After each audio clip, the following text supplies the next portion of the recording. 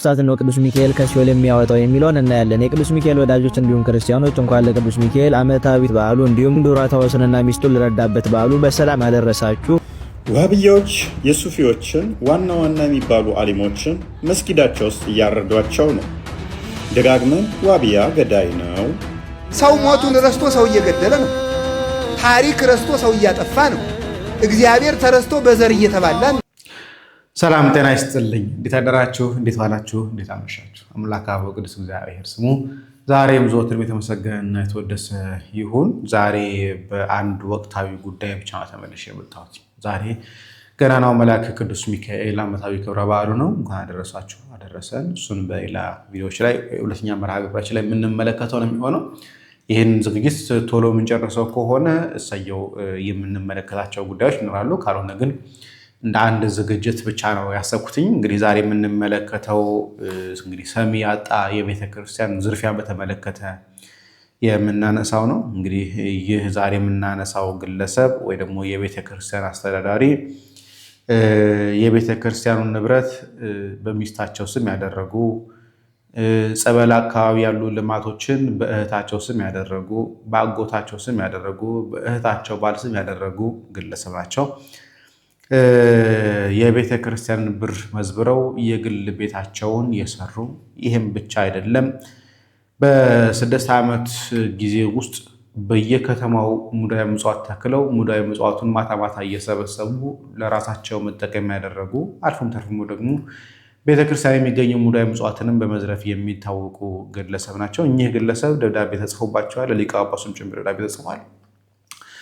ነገር ግን የጥቅም ተጋሪዎች በመሆናቸው ምክንያት አስተዳደሩም ሊቀ ጳጳሱ ምንም አይነት ውሳኔ ለመወሰን ፈቃደኞች ባለመሆናቸው ምክንያት ወደዚህ ወደ ሚዲያ የወጣው። እንግዲህ እኚህ ግለሰብ ራሳቸው አስተዳዳሪ ናቸው፣ ራሳቸው የሂሳብ ክፍል ናቸው፣ ራሳቸው ገንዘብ ያዥም ጭምር ናቸው። ሰበካ ጉባኤን በመበተን በመበጥበጥና በመረበሽ የሚታወቁ ግለሰብ ናቸው። እኚህ ግለሰብ የስለት ብር በጥሬ ብር ካልሆነ በስተቀር በቃል በተገባው መሰረት በጥላም ይሁን በተለያየ ነገር አልቀበልም ብለው የሚመልሱ ሰው ናቸው። በጥሬ ብር ብቻ ነው ፈልገው ይላሉ። እኚህን ግለሰብ ነው ዛሬ የምናያቸው። እንግዲህ ማታ ማታ ጭፈራ ቤት እንዲሁም ደግሞ ከሴቶች ጋር ባለው ጉዳይ የሚታወቁ ሀገር ያወቃቸው ሰው ናቸው። ስለሳቸው ነው የምናወራው። እንግዲህ ይህንን ነገር ማድረግ የምትከለክሉኝ ከሆነ ከሃይማኖት ይወጣለሁኝ ብለዋል። ደብዳቤው እዚህ ጋር እንደምትመለከቱት በኢትዮጵያ ኦርቶዶክስ ተዋሕዶ ቤተክርስቲያን በማህተብ ተረጋግጦ በመስከረም 5 በደብዳቤ የተጻፈ ሌላም እባሪ ተያያዥ ተደርጎ የተላከ ጉዳይ ነው። ስለዚህ ፎቶዎች አስፈላጊ የምላቸው ቦታ ላይ ለማለት ሞክራለሁ። ማንነታቸው ግራ እንዳይጋባችሁ መሀል ላይ እከታለሁኝ። እንግዲህ ቤተክርስቲያኒቷ ይቺ ነች። ቤተክርስቲያን ያልኳችሁ ቤተክርስቲያን ይሄ ነው። አሁን ላይ በአስተዳዳሪነት የያዙት ቤተክርስቲያን 3 ቦታ ነው ስራ የሚሰሩት። እሱን እንመለከተዋለን። ስለዚህ ላንበብላችሁ፣ ተረጋግታችሁ ለመስማት ሞክሩ። በዕለተ ቅዱስ ሚካኤል እንደዚህ አይነት ነገሮች ባላቀርብ ደስ ነበር። ነገር ግን በመርሃ ግብር መደራረብ ምክንያት ወደኋላ ሄዶብኝ ነው። መምህራን ነው የላኩልኝ ይህን ነገር። እንደዛም ሆኖ ግን በመርሃ ግብር መደራረብ ምክንያት በተለይ ከአርሲ ጋር በተገናኘ እሱ ሪፖርት በማድረግበት ሰዓት ላይ እንዳይረሳ የህዝቡን ጭሆት ስለሆነ የቤተክርስቲያን ዘረፋም ጭምር ስለሆነ ጎን ለጎን እንዳስኬደው በማለት ነው እንግዲህ ይህን ያቀረብኩላችሁ። የአርሲን ጉዳይ በኋላ መለስበታለሁ እያስባለሁኝ። ላይክ ማድረጋችሁን አትርሱ። ሰሚ ያጣው ሰሚ ያለህ የቤተ ክርስቲያን ተዘረፈች ይላል። የሰሚ ያለህ የሰው ያለህ ቤተ ክርስቲያን ተዘረፈች ይላል። ቄስ ካሳዬ በየነ ይባላሉ። እኚህ ዘራፊ ቄስ ካሳዬ በየነ ይባላሉ። በኢትዮጵያ ኦርቶዶክስ ተዋሕዶ ቤተክርስቲያን ቤንሻንጉል ጉሙዝ ክልል አሶሳ ሀገረ ስብከት የአምባ 7 ደብረ ፀሐይ ኪዳነ ምሕረት ቤተክርስቲያን አስተዳዳሪ ናቸው። አንድ የአሶሳ መንበረ ሰላም ቅዱስ ገብርኤል ቤተክርስቲያን ቀዳሽ ካህን ናቸው። 2 ከሁለት አብያተ ክርስቲያናት ወርሃዊ ደሞዝ አላቸው። ደብረ ፀሐይ ኪዳነ ምሕረት ቤተክርስቲያን በአሶሳ ከተማ ውስጥ በስተሰሜን 10 ኪሎ ሜትር ርቃ የምትገኝ የገጠር ቤተክርስቲያን ናት። ካህኑ በተጨማሪም የቴክኒክና ሙያ ኮሌጅ የፋይናንሻል ክዋኔ ኦዲት ባለሙያ ናቸው። በዚህ መረዳት የሚቻለው 3 ቦታ ላይ ደሞዝ የሚቀበሉ ናቸው። እንግዲህ ይህ አንሷቸው ነው። በኋላ መዘረዝርላችሁን ነገር እያደረጉ ያሉት የኪዳነ ምሕረት ቤተክርስቲያን አስተዳዳሪ ናቸው። የቅዱስ ገብርኤል ቤተክርስቲያን ቀዳሽ ካህን ናቸው። የቴክኒክና ሙያ ደግሞ ሂሳብ ክዋኔ ክፍል ላይ ደግሞ እየሰሩ ያሉ ሰው ናቸው። 3 ገቢ ያላቸው 3 ቦታ እየተከፈላቸው ይሄም አልበቃ ብሏቸው ደግሞ ቤተክርስቲያን እየዘረፉ ያሉ አካላት ናቸው። እንቀጥል። ከልጅነታቸው ጀምሮ በዘራፊነታቸው ይታወቃሉ። በተለይም የኪዳነ ምሕረት ቤተክርስቲያን ላለፉት 8 ዓመታት በግልጽ ሲዘርፏቸው ቆይቷል። ለዚህም እንዲመቻቸው የልማት ጅምር ያሳዩና በየመንገዱ የሚለምኑ ካህናትን ያሰማራሉ። ስለዚህ ፕሮቫውን ያሳያሉ፣ የተወሰነ እንቅስቃሴ ያሳዩና ከዛ በኋላ ካህናትን ያሰማራሉ ለልመናው ማለት ነው። ቀደም ሲል በአሶሳ ከተማ ቅዳሜ ገበያ ላይ በደብሯ ስም የተሰጣቸውን ኮንቴነር በኪዳነ ምሕረት ቤተክርስቲያን ስም የተሰጣቸውን ከተማ ላይ እንቅስቃሴ ገቢ እንዲያስገባ ተብሎ ማለት ነው ኮንቴነር በሚስታቸው ስም አዙረው እየተጠቀሙበት ነው። ስለዚህ ለቅድስት ኪዳነ ምሕረት ቤተክርስቲያን የተሰጠው የነበረው ኮንቴነር አሁን በማን ስም ነው? በሚስታቸው ስም ነው። ስለዚህ ቤተክርስቲያኒቷ እንድታገኝበት ተብሎ የተሰጠው ወይ ደግሞ ገቢው ለቤተክርስቲያን ይሆናል፣ ቤተክርስቲያን በልማት ያግዛታ ተብሎ የተሰጣት ኮንቴነር በሚስታቸው ስም ነው። አንድ በዚህ ጥፋት በሚያደርሱት በደል ምክንያት በአጥቢያው ምዕመናንና ካህናት በተደጋጋሚ ጊዜ በቦታው እንዲነሱ ሀገረ ስብከቱ ቢጠይቁም ጥቅመኛ የሆኑ አንዳንድ የሀገረ ስብከቱ ሰራተኞች በጥቅም በመያዛቸው ሊሳካ አልቻለም። ሊነሳ ተሞክሮ ነበር፣ አልቻለም። ይባስ ብሎም በቅርቡ ከቤተ ክርስቲያን አካውንት ወደ 100,000 ብር ገደማ በግልጽ መዝረፋቸው ተረጋግጧል።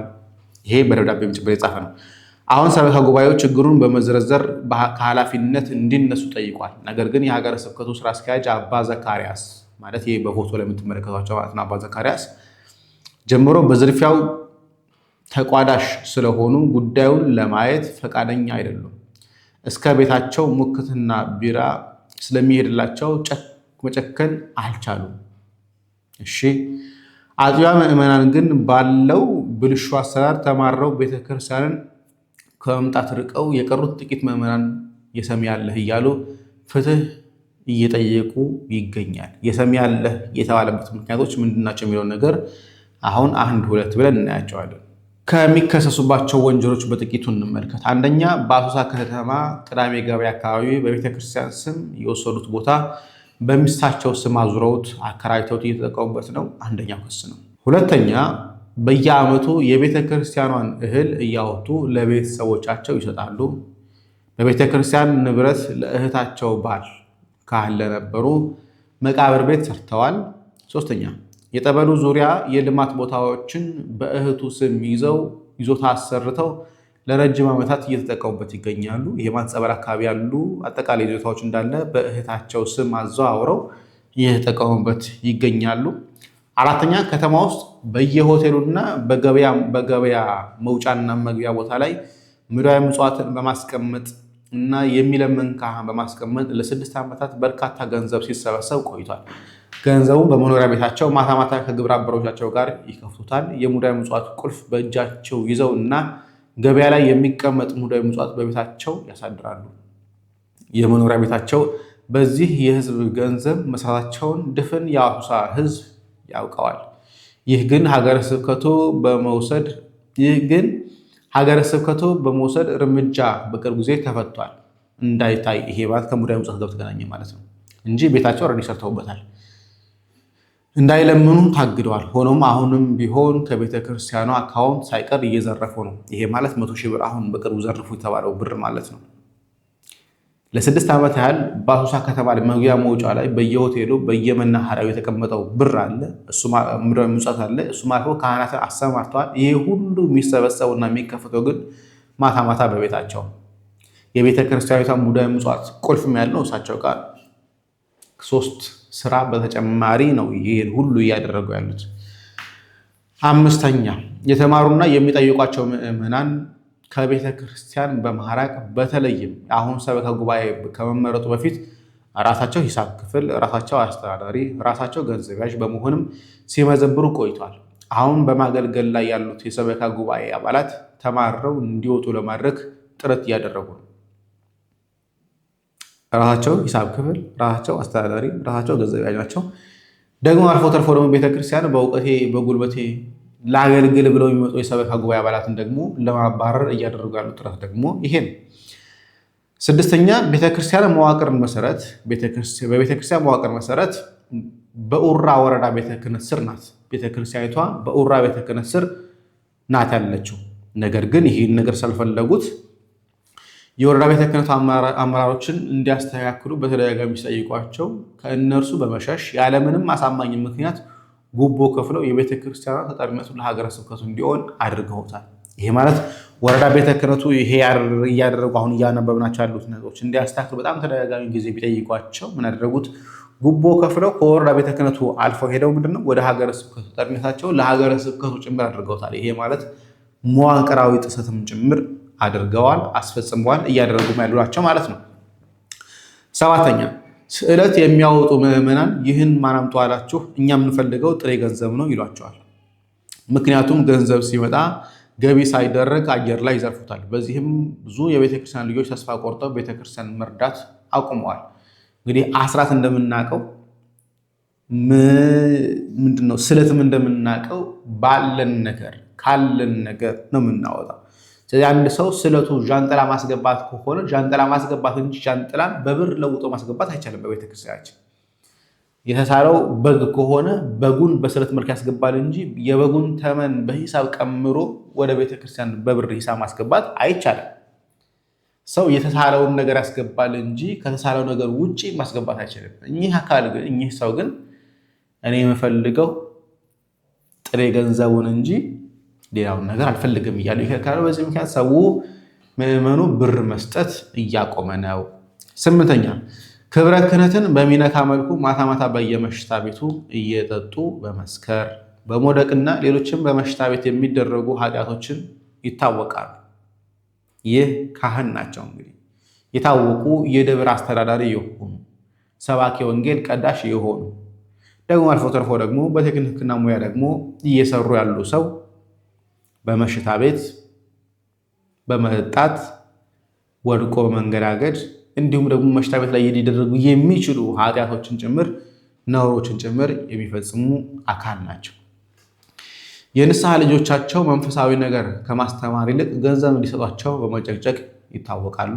10ኛ ማንም ከስልጣኔ አያነሳኝም ቢሞክሩትም ሃይማኖቴን እቀይራለሁ በማለት አንድ ካህን ከሆነ አስተዳዳሪ የማይጠበቅ የክህደትን ቃል መናገር። ነገር ግን በተደጋጋሚ ጊዜ ኃላፊነት እንዲነሱ ቢጠየቁም የሀገረ ስብከቱ ስራ አስኪያጅ በጳጳሱ ዙሪያ ያሉ ሰዎችን ጥቅመኛ ኃላፊዎች በጉቦ ስለያዙ ሊሳካ አልቻለም። አጥቢያ ምዕመናን በአስተዳደሩ ብልሹ አሰራርና በሀገረ ስብከቱ ድጋፍ ተማሮ ሃይማኖትን ቀይር እስከ ማለት ድረስ ደርሰዋል። የእሱ ስልጣን ጥማት እኔ ከስልጣን የምነሳ ከሆነ ከሃይማኖት እወጣለሁኝ ሃይማኖት እቀይራለሁ ብሎ ቤተክርስቲያንን እየዘረፈ በዚህ ምክንያት ደግሞ የተማረሩ ምዕመናን ደግሞ በዚህ ዝርፊያ ምዕመናን ተማረው እኛ ራሳችን ሃይማኖታችንን እንቀይራለን እስከ ማለት ድረስ እየደረሰ ያለ ሀገረ ስብከቱ ከማን ወገን እንደሆነ ግን በደምብ ስሙ። ምዕመናን ሃይማኖቴን እቀይራለሁ ሲል ጉዳዩ አይደለም። አስተዳዳሪው ግን ሃይማኖቴን እቀይራለሁ ሲል ግን በቃ ተቀመጥና ብላ ማንም ሰው አይነካም ከዙፋን አይንቀሳቀስም እየተባለ ግን እየተኖረ ነው ያለው። ምንድነው የመፍትሄ ሐሳብ የሰጡት በዚህ ጉዳይ ላይ የሚለውን 1-2 የመፍትሄ ሐሳቦች ተካተውበታል፣ እንመልከት። በአስቸኳይ ከሀገረ ስብከቱ አስተዳደር ጉባኤ የሚጠበቁ የሚስተካከል ወይ ማስተካከያ እርምጃዎች ይላል። አንደኛ ለዓመታት ሲቀርብ የነበረውን በእጃቸው ያለውን ማስረጃ በአጽንኦት በመመልከት አለቃ ተብዬው ከቦታው ማንሳት፣ ላጠፋው አስተዳደራዊ እና ቀኖናዊ ጥሰቶች ክብረ ክህነትና ኖላዊነትን አጉዳፊ ግብሮች ማለት ነው በሕገ ቤተክርስቲያንና በሕግ ተጠያቂ ማድረግ፣ ጉዳዮችን እስኪጣሩ ድረስ ክህነቱን መያዝ። 2ኛ በአፋጣኝ የቤተክርስቲያን የባለፈው ዓመታት ገቢና ወጪ በገለልተኛ አካል ኦዲት ማድረግ። 3ኛ የጠፋና አላግባብ ወጪ የተመዘበረ ገንዘብ ከአለቃ ተብዬው ማስመለስ። 4ኛ ቄስ በሪሁን የተባለ ቀደም ሲል ጀምሮ በሌብነቱ የሚታወቅ ሰው ቄስ ካሳዬ ጠበቃ እንዲሆንላቸው ብለው የቀጠሩት በመሆኑ ጥቂት ጥቅመኛ ምዕመናንን ይዞ በማደናገር ስራ እየሰሩ መሆኑን ይህን ካህን ከአገልግሎት ማገድ። እንግዲህ አንድ ጠበቃ ነው ብሎ የቀጠሩት ሰው ደግሞ ለራሳቸው ጥብቅና የቆበኛ ያሉት ሰው ደግሞ የቤተ ክርስቲያን ቄስ ነው። ደግሞ የሚታወቅበት ግብሩ ደግሞ በስርቆት የሚታወቅ የነበረ ሰው ሌባ ከሌባ ጋር ማለት ነው።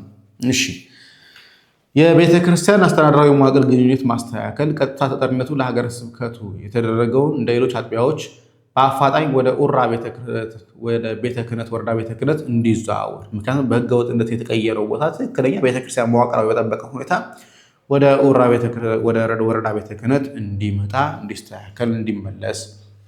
ስድስተኛ አለቃ ተብዬው ራሱ እና ቤተሰቡ ያዞራቸው በራሱ እና ወደ ቤተሰቡ ያዞራቸውን የቤተ ክርስቲያን ሀብቶችና ይዞታዎችን ለምሳሌ ቅዳሜ ገበያ ያለውን ኮንቴነር፣ ቀበሌ ቦታ ያለውን ልማቶችን በተለይ መስኖ እና ሌሎችም ይዞታዎችን በቤተ ክርስቲያኒቱ ስም ማድረግ፣ በእህቱ ስምና በሚስቱ ስም ያሉትን ማለት ነው።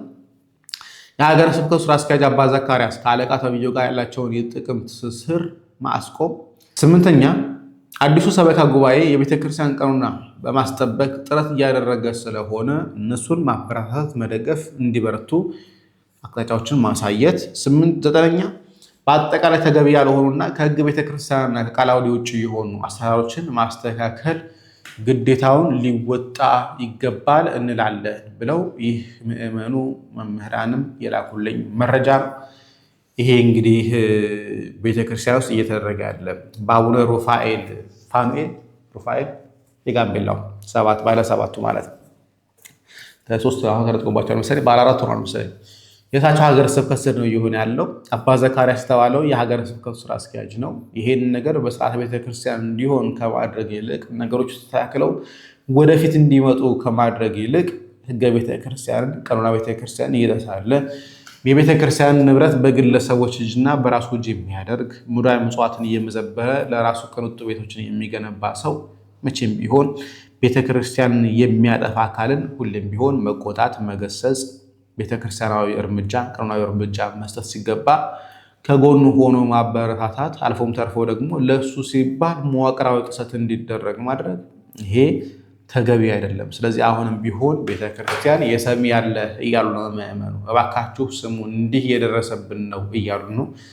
ለሚመለከተው አካል እንደምታደርሱ ተስፋ አደርጋለሁኝ። ሰዓት ያለን ይመስለኛል፣ የተወሰነ ደቂቃ ነው ስለዚህ ያወራሁትኝ። ስለዚህ አንዳንድ የሪያክሽን ጉዳዮቻችን እንመልከታቸው። ዛሬ ቅዱስ ሚካኤልም አይደለም። ስለዚህ ከቅዱስ ሚካኤል እንጀምርና አንዳንድ ሀሳቦች እናነሳለን። ወንድማችን እፎይም የሚያነሳው ሀሳብ አለ። ነገ ምን አይነት ነፍሳትን ነው ቅዱስ ሚካኤል ከሲኦል የሚያወጣው የሚለውን እናያለን። የቅዱስ ሚካኤል ወዳጆች እንዲሁም ክርስቲያኖች እንኳን ለቅዱስ ሚካኤል ዓመታዊ በዓሉ እንዲሁም ዱራታዎስንና ሚስቱን ለረዳበት በዓሉ በሰላም አደረሳችሁ። ኮፒ ሊንክ፣ ሼር፣ ሪፖስት እያደረጋችሁ እስከመጨረሻው ተከታተሉ። በኮሜንትም ቅዱስ ሚካኤል እያላችሁ ጻፉ። ሚካኤል ማለት በዕብራይስጥ ቋንቋ መኑካ ከመኤል አምላክ ማለት ሲሆን በአንድነት ሲነበብ መኑ ከመ አምላክ እንደ አምላክ ያለ ማን ነው ማለት ነው የስሙ ትርጓሜ። አንድም ለእግዚአብሔር አሸናፊ፣ ድል አድራጊ፣ የቸርነትና የርኅራኄ መገኛ መዝገብ ማለት ነው። ገና ነው መልአክ ቅዱስ ሚካኤል ዲያብሎስን ወደ ጥልቁ ጥሎት በእርሱ ምትክ ከሁሉ የበላይ ሆኖ በተሾመበት በዚህች ዕለት በበዓሉ መታሰቢያ በኅዳር 12 ቀን የክብር ባለቤት በሆነ በእግዚአብሔር ፈቃድ ክንፎቹን ወደ ሲኦል ያወርዳል፣ ኃጥአንንም ወደ አዲስቱ ምድር ያወጣቸዋል። ይሄውም የመላእክት አለቃ የቅዱስ ሚካኤል ሰራዊት ይሆናሉ። ይቅርታው የተደረገላቸውና ምሕረት አግኝተው በአንድ ጊዜ በክንፉ ያወጣቸው ስፍር ቁጥር የላቸውም። ሺህ በክናፉ ሺህ በክንፉ ይባል የለ። ከሲኦል የሚያወጣቸው ምን አይነት ነፍሳት ናቸው ብለን ከጠየቅን ደግሞ በምድር ሳሉ የቅዱስ ሚካኤልን ዝክር ያዘክሩ የነበሩ በተለያዩ ምክንያት ግን ተፈርዶባቸው ሲኦል የወረዱ ምዕመናንን ነው እንጂ አሕዛብን ሁሉ ጠቅልሎ አይዝም። ቅዱሳን ሁሉ በቃል ኪዳናቸው ሲታመኑ የነበሩትን ሰዎችን ነው ከሲኦል የሚያወጡ እንጂ አምኖ ደግሞ በቃል ኪዳናቸው ያልተማጸነው ሊያወጡ አይችሉም። በመጀመሪያውንስ በቃል ኪዳናቸው ከታመነ እንዴት ሲኦል ይወርዳል ከተባለ አንድ ምሳሌ እናንሳ።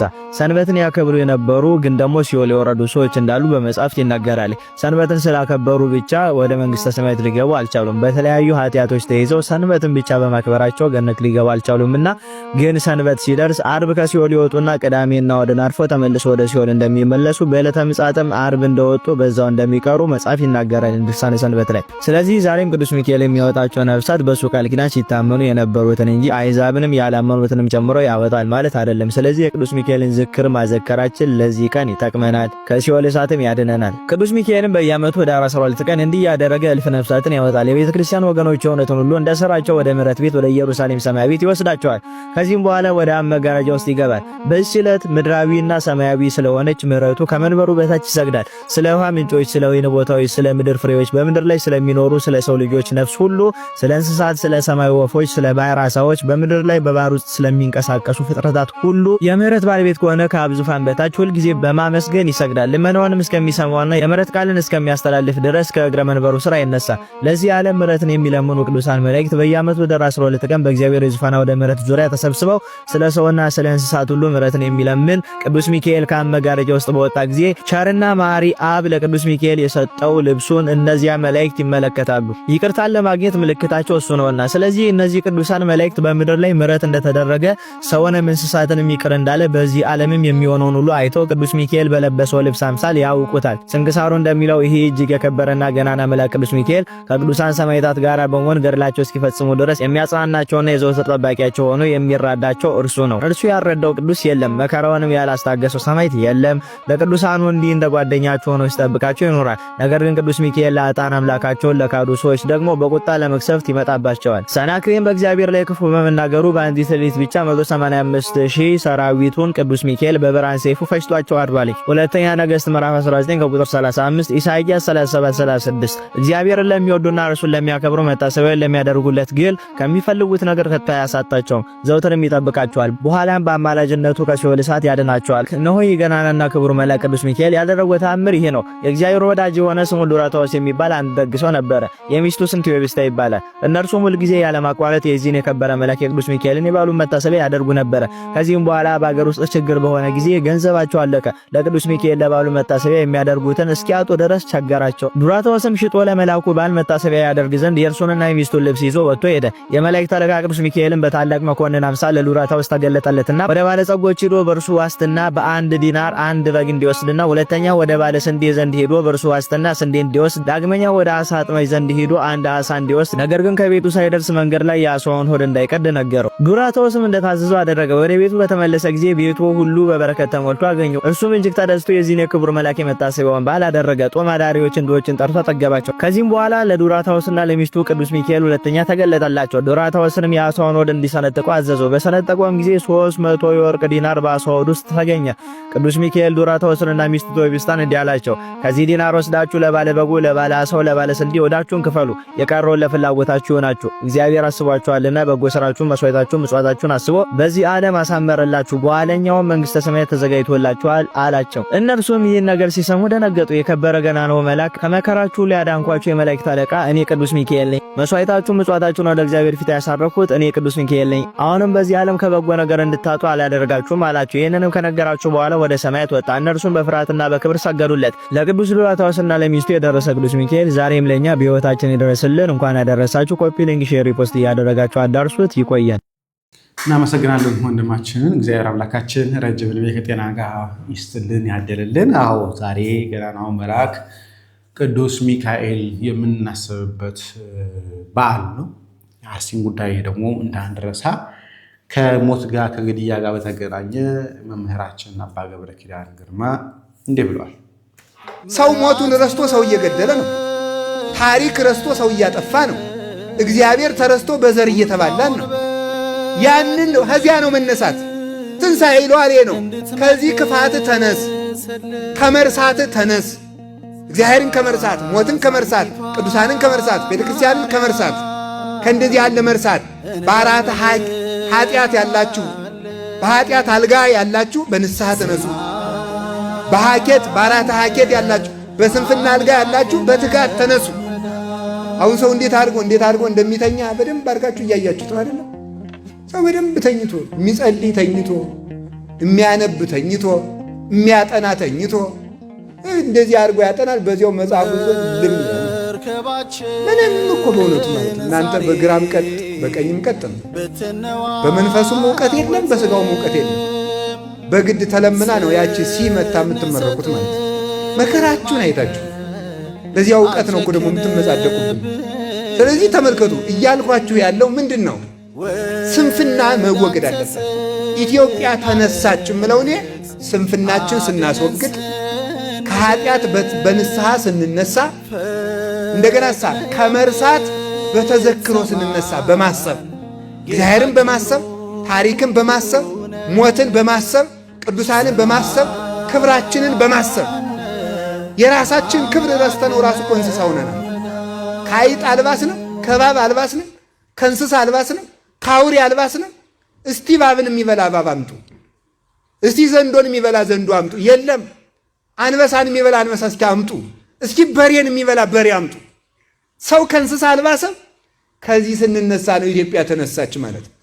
በቀር ዝም ብለህ ቀይ ቢጫ አረንጓዴ ባንዲራ ለጥፈ ኢትዮጵያ ተነሳች ብትል ትወድቃለህ እንጂ አትነሳም። እርግጡን ነው የምነግራችሁ ማለት ነው። እርግጡን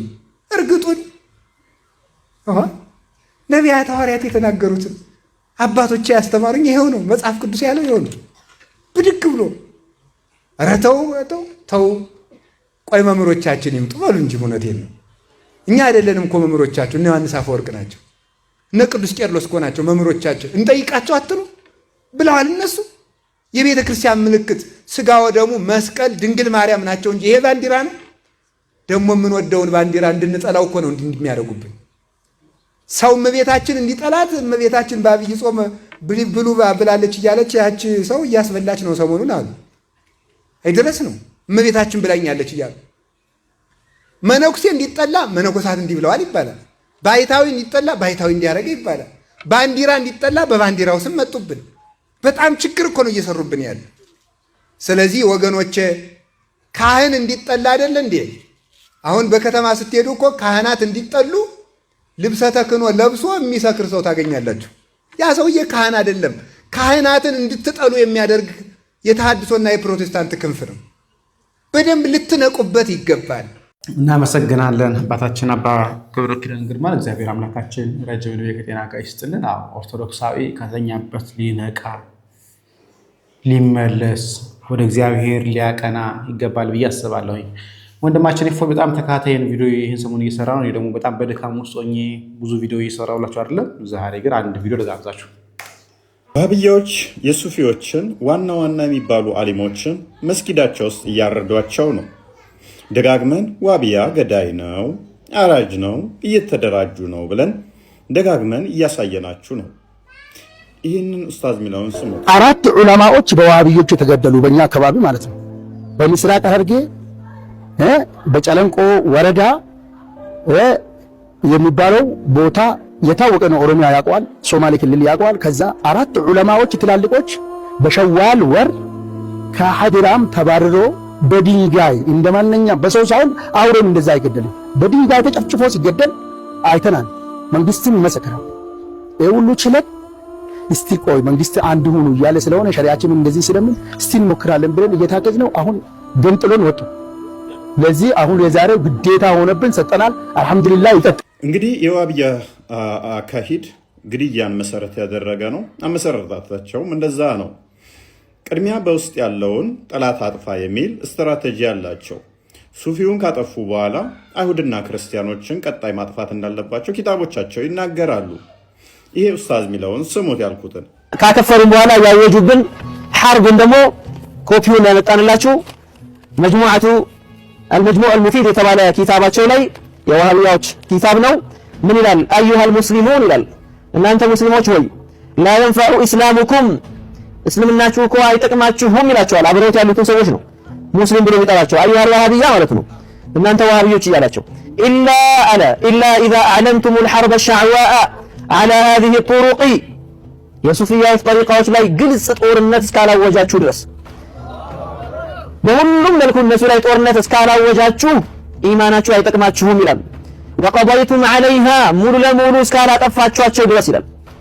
እነሱ እስካላጠፋችሁ ኢስላማችሁም አይጠቅማችሁም ይላል።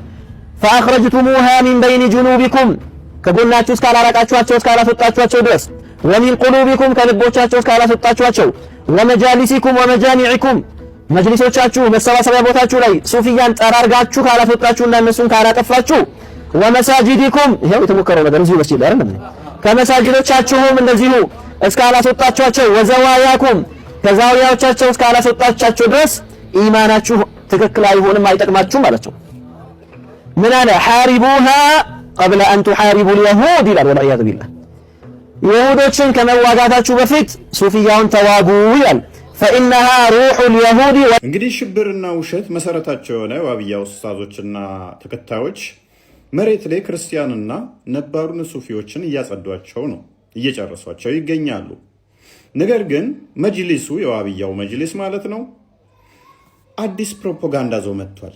ምንድነው እሱም ትግራይና አማራ ክልል ሙስሊም እየተበደለ ነው አይነት ስታፍ ሁሉም ሙስሊሞች በአንድ ድምፅ እንዲቆሙላቸው ሀባሹም አብሯቸው እንዲቆም ሐሳቡን ለማስቀየስ ወይንም ደግሞ ሀባሾችን እያጸዷቸው ያለውን ለማዘናጋት ሂጃብ ተገፍተናል ያጼዎቹ ስርዓት ናፋቂዎች ምናምን በሚል ወደዛ ርዕሱ ሽፍት ለማድረግ እየሞከሩ ነው። ሀባሾቹ ግን መጅሊሱ ለኛ ሊሰጠን ይገባል የሚል ጥያቄ እያቀረቡ ነው። ይሄንን ቀድመው የነቁ ያስጠነቀቁ እየተገደሉ ይገኛል። ሁለቱን አስደምጫችኋለሁ በደንብ እንድታምኑ ሶስተኛ ምስክር ልስጣችሁ። የወሃቢያን መስመር ካሁኑ ካልቀጨ ነው ወሃቢይ ብለን ዑለማዎች በየቦታው ካላስተማረን ካላስጠነቀቀን አሁን ከእጃችን ያሉ ልጆች የገዛ ባለቤቶቻችን የገዛ ልጆቻችን ነገ እኛን ለማረድ እንደሚጋበዙ ይሄ ግልጽ ነው። በየሀገሩ የተደረገው በየሀገሩ የተሰራው ለኛ ማሳያ ሊሆን ይችላል። አገር ፈርሶበታል የወሃቢያ አስተምሮት፣ አባት ተገሎበታል የወሃቢያ አስተምሮት፣ ልጅ እናት ተገላበታለች የወሃቢያ አስተምሮት። ደጋግመን አሳይተናል፣ ደጋግመን ነግረናል። እኔም ቴሌግራሜ ላይ ወደ 25 ደቂቃ የሚደርስ የራሳቸውን ወሃቢያ በታላቅ እርድ እንመጣላችኋለን፣ እናሳያችኋለን፣ ቤታችሁ መጥተን እንጨርሳችኋለን የሚል ዶክመንታሪያቸውን ለቅቄዋለሁ። አሉ ከኛ ውስጥ ሆነው ተው ሰው ሃይማኖት አትንኩ የሚሉን ማለት ነው። እየተዘጋጁ ነው። ወሃቢያዎች ገዳይ ናቸው። ምንም የምንሸማቀቅበት የለም። ይህን ስንናገር እነሱም ተግባራቸው ስለሆነ በአደባባይ የሚያደርጉት ስለሆነ ማለትም መጽሐፍቶቻቸው ላይ ያለ ስለሆነ ከነሱ ጋር በደንብ ጠንቅቀው የሚያውቋቸው ደግሞ ሀባሾቹም ገዳይ መሆናቸውን እየመሰከሩባቸው ይገኛል። ታዲያ ወገን እስከ መቼ ነው በሼምና በፍራቻ ተይዛችሁ ራሳችሁን ማትከላከሉት? ወይንም ደግሞ ለነኚህ ለአራጆች ድጋፍ እየሆናችሁ እያጨበጨባችሁ መቃሩት? ውድ ኦርቶዶክሳውያን ነቃ ልትሉ ይገባል። ይህ መረጃ ላልሰሙት አድርሱላቸው። እናመሰግናለን ወንድማችን። በነገራችን ላይ አንዳንዱ በጣም የማሽቃበጥ ጥግ ድረስ ሲደርስ ሙስሊሞቹ እኮ እንደዚህ ናቸው። ሙስሊሞቹ ራሱ እየተናገሩ ነው። ወሃቢያ ገዳይ ነው። ወሃቢያ ሼኾቻችን መሻይኾቻችንን በመስጂድ ውስጥ እየገደሉብን ነው። ሐረር ላይ ሶማሌ ክልል ላይ መስጊድ በመሃል በድንጋይ ወግረው ገለዋቸዋል ሼኾቻችን እያሉ ሙስሊሙ ነው እየተናገረ ያለው፣ እኛ አይደለን። እዚህ ከሙስሊሞቹ በላይ ከነሱ በላይ ሮሮ በላይ እናውቃለን እናውቅላችኋለን የምትሉ ከሆነ መድረክ ይመቻችና እንነጋገር ክርስቲያኖች። አለበለዚያ ግን የማታውቁት ከሆነ ተው ይቅርባችሁ።